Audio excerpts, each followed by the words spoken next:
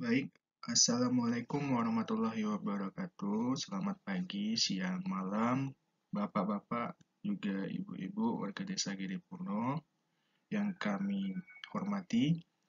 Sebelumnya, izinkan saya mengucapkan banyak terima kasih kepada Bapak-bapak, Ibu-ibu, dan pemuda warga Desa Giripurno yang telah memberikan saya kesempatan untuk melakukan program kerja saya di Desa Giripurno yang bertajuk Pembuatan Proyek Dongeng Geologi sebagai upaya sosialisasi mitigasi bencana tanah longsor dan penanggulangannya dengan sistem reboisasi khusus.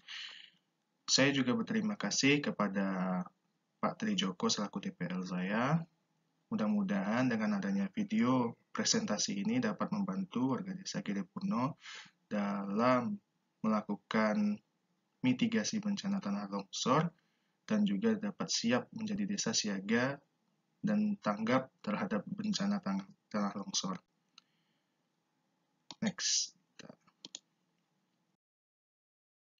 Kemudian sebelum kita masuk ke pembahasan yang penting, kita terlebih dahulu harus mengerti apa itu pengertian longsor. Longsor merupakan pergerakan massa tanah atau batuan dengan arah tegak, miring, atau mendatar dari kedudukan semula menuruni suatu lereng karena pengaruh gaya berat atau gravitasi.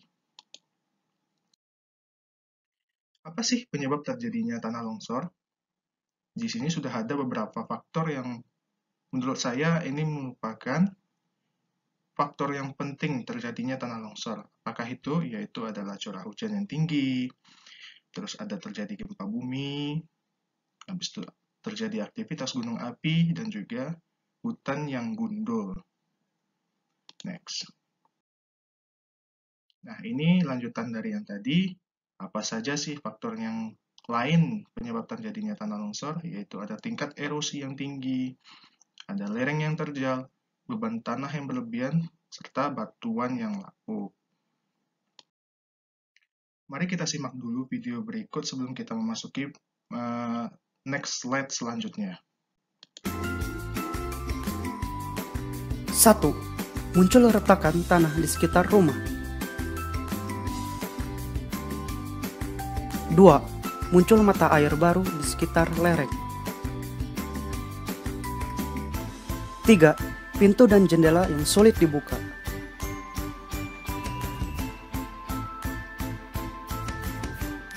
4. Waspadai daerah sekitar saat hujan deras tiba. Nah, itu saja dari videonya, yang dimana di video tersebut dibahas tentang gejala-gejala longsor. Mudah-mudahan Bapak dan Ibu bisa waspada ya. Terus selanjutnya, apa sih tindakan yang dilakukan sebelum terjadinya tanah longsor? Pertama, kita harus persiapkan serine untuk memberitahu lingkungan bila terjadi kemungkinan terjadinya tanah longsor. Yang kedua, hindari daerah rawan bencana untuk pembangunan pemukiman, terutama dari hal-hal yang lain. Selanjutnya, kita harus mengerti dengan situasi dan kondisi dari desa kita sendiri melalui peta rawan bencana tanah longsor, di mana pemetaan tingkat kerawanan bencana alam geologi di suatu wilayah sebagai data dasar untuk melakukan pembangunan wilayah agar terhindar dari bencana. Terus kemudian kita bisa dapat memberitahu kepada pemerintah desa atau kabupaten kepada masyarakat umum melalui poster atau infografis mengenai tanah longsor. Dan apa aja sih yang diakibatkan dari tanah longsor tersebut.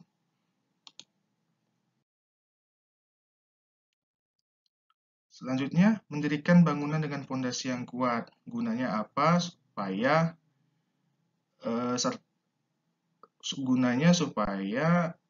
bangunan yang ada di atasnya itu tidak gampang roboh, serta kalau bisa membuat bangunan itu dengan sistem tanah atau kondisi tanah yang padat.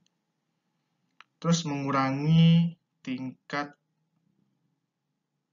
kerja pertambangan di daerah yang biasanya terjadi rawan bencana tanah longsor. Misalnya kayak pekerjaan-pekerjaan alat berat itu harus dikurangi.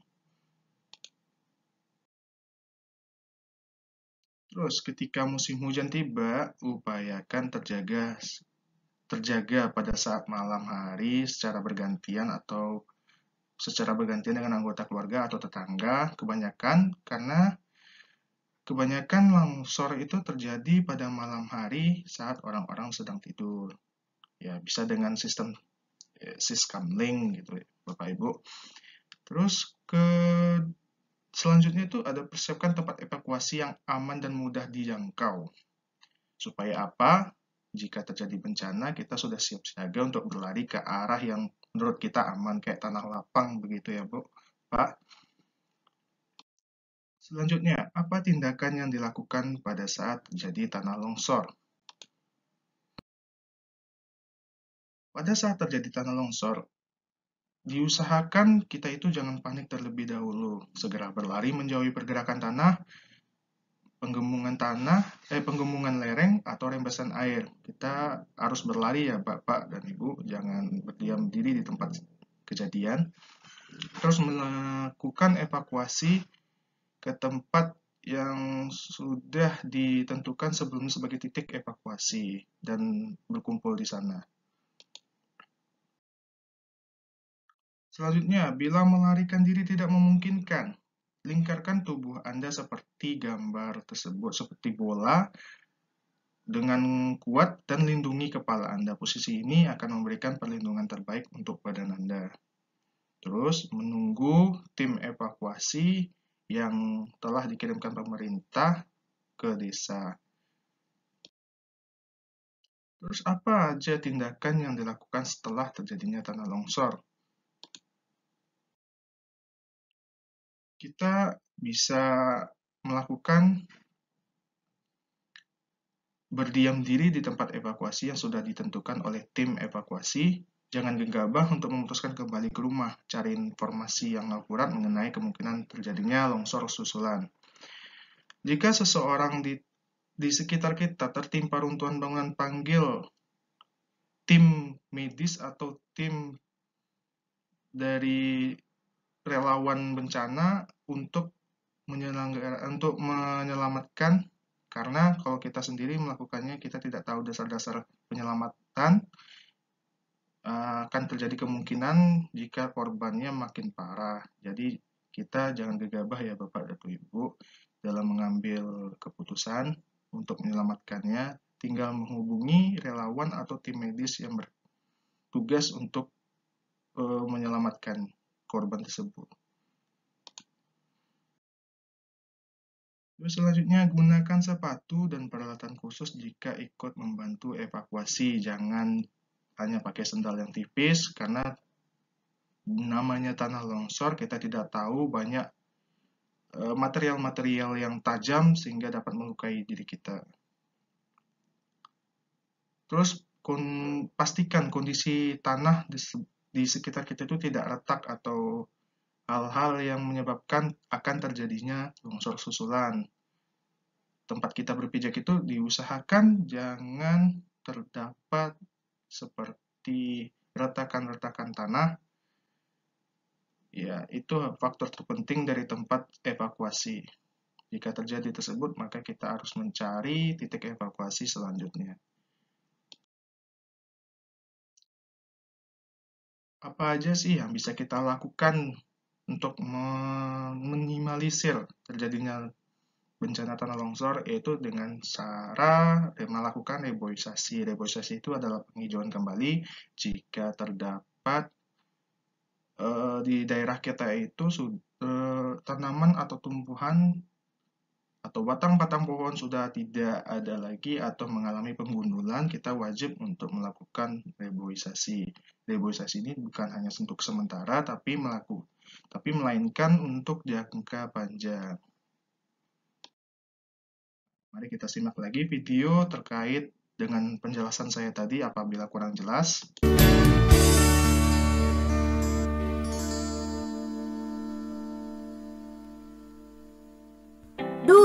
Duh.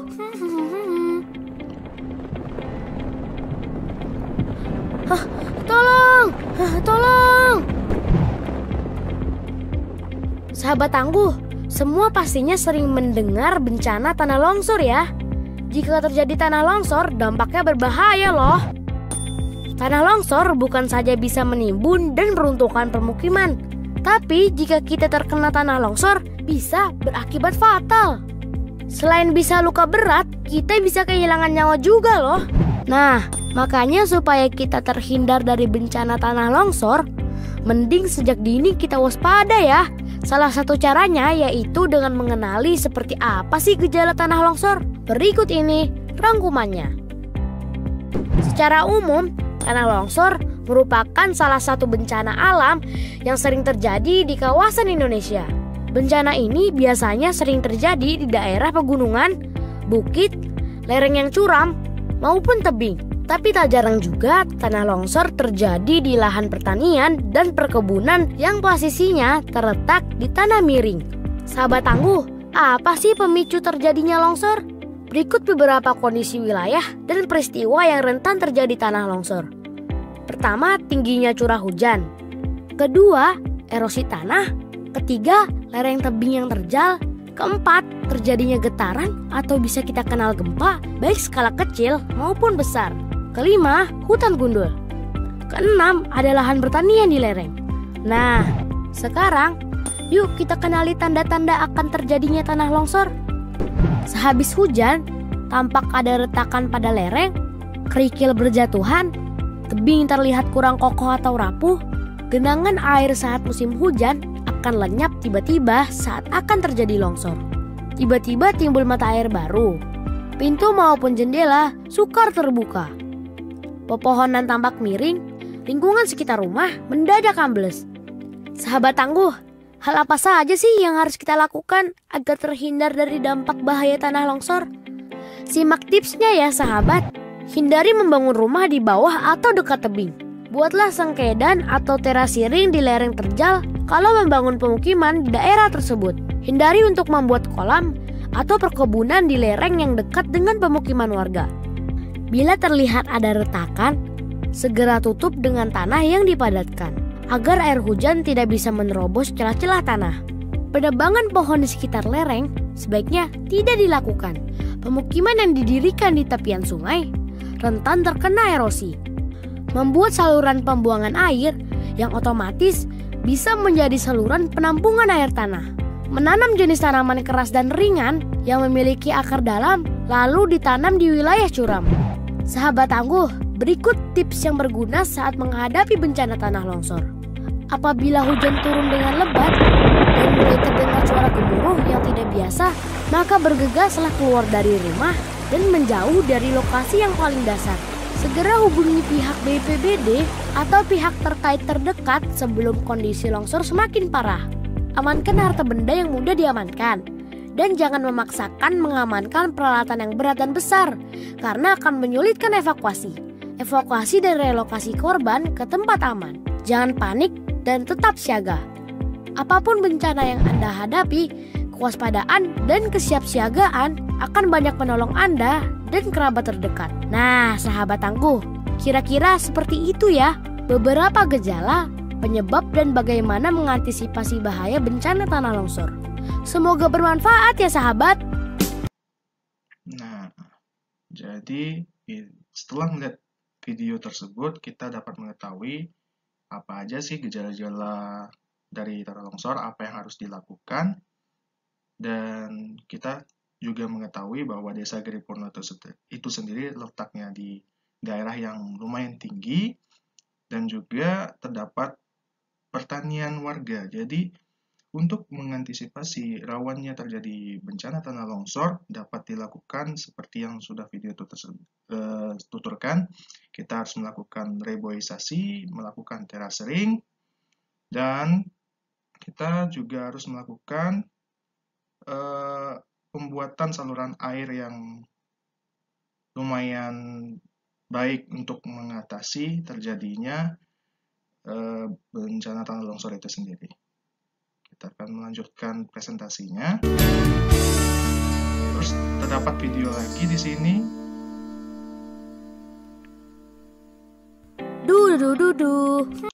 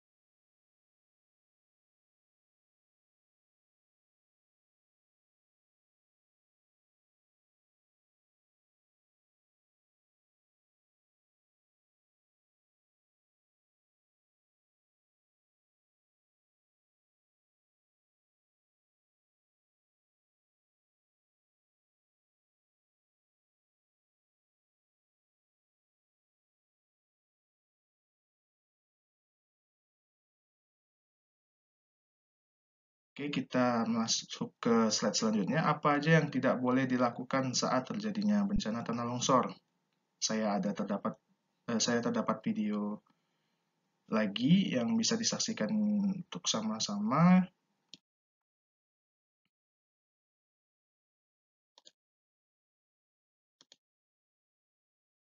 Bencana.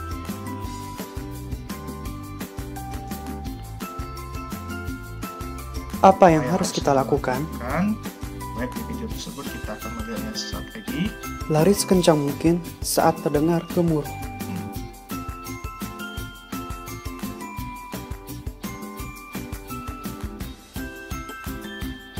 Tetap tenang.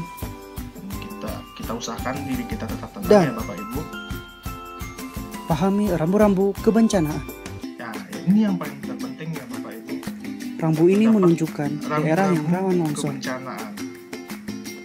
Mari kita saksikan video. Rambu ini menunjukkan jalur aman atau jalur evakuasi. Rambu ini menunjukkan area untuk berkumpul. Nah, jadi itu terdapat 3 rambu yang mana kita itu ada rambu untuk berkumpul, ada rambu untuk hindari lokasi bencana, terus ada juga tadi rambu pengingat bahwa di tempat ini pernah terjadi bencana tanah longsor. Ini ada video singkat juga gimana kita itu harus melakukan evakuasi, harus mencari titik evakuasi. Ya, kita lihat ya Bapak dan Ibu.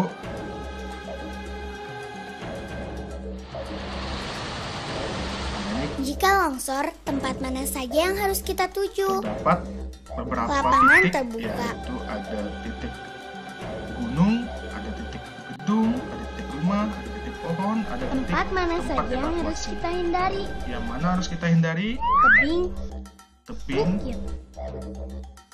itu sudah pasti harus kita hindari karena itu merupakan faktor terpenting terjadinya tanah longsor. Dengan adanya lereng yang terjal itu akan menjadikan kemungkinan bencana tanah longsor akan terjadi secara tiba-tiba. Jadi kita harus menghindari lokasi dengan lereng yang terjal. Di mana titik evakuasi ya yang harus kita lewati yaitu tempat yang ini ya Bapak Ibu. Ini. Tempat ini yang harus kita jadikan titik evakuasi karena terhindar dari lokasi-lokasi yang tinggi dan juga terjal. Kemudian di sini tidak terdapat bangunan-bangunan yang sekiranya akan runtuh karena lokasinya bebas dari gedung dan merupakan tanah lapang.